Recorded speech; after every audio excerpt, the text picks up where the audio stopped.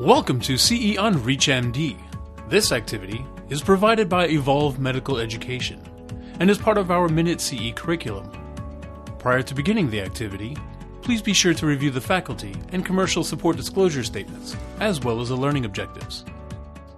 This is CE on ReachMD, and I'm Dr. Katherine Talcott. Here with me today is Dr. Roger Goldberg.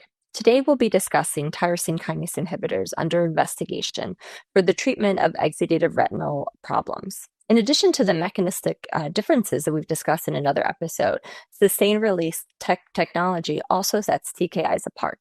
Dr. Goldberg, could you give us an overview of the novel delivery platforms that differentiate TKIs from other sustained release retinal therapies? Sure. And I think the key thing to remember here is that TKIs, tyrosine kinase inhibitors, these are small molecules. And so if you were to just inject them into the eye, they would dissipate very quickly. And so in order to have a sustained effect, they need to be delivered in a way that allows the drug to be released slowly over time.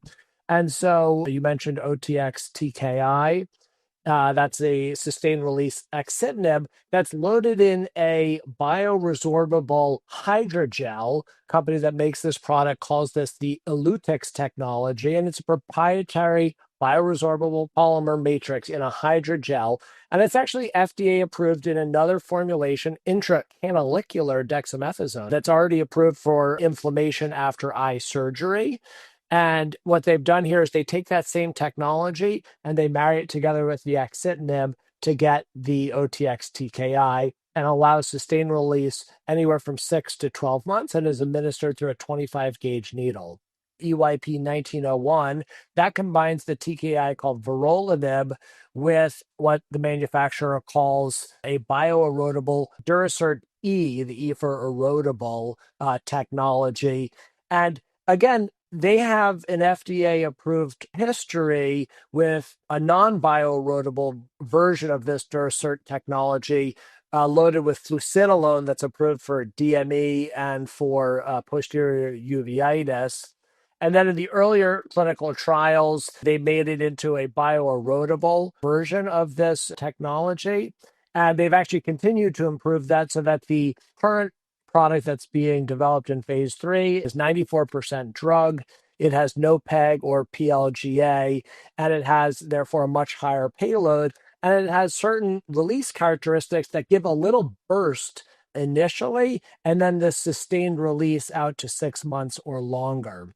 And then you mentioned as well the Clearside axitinib version, which is a suprachoroidal. And what they're doing is they're taking axitinib and they're using the suprachoroidal space to create the reservoir and slow release of axitinib to try to control exudative disease, AMD and DME, over time by releasing it through the suprachoroidal space.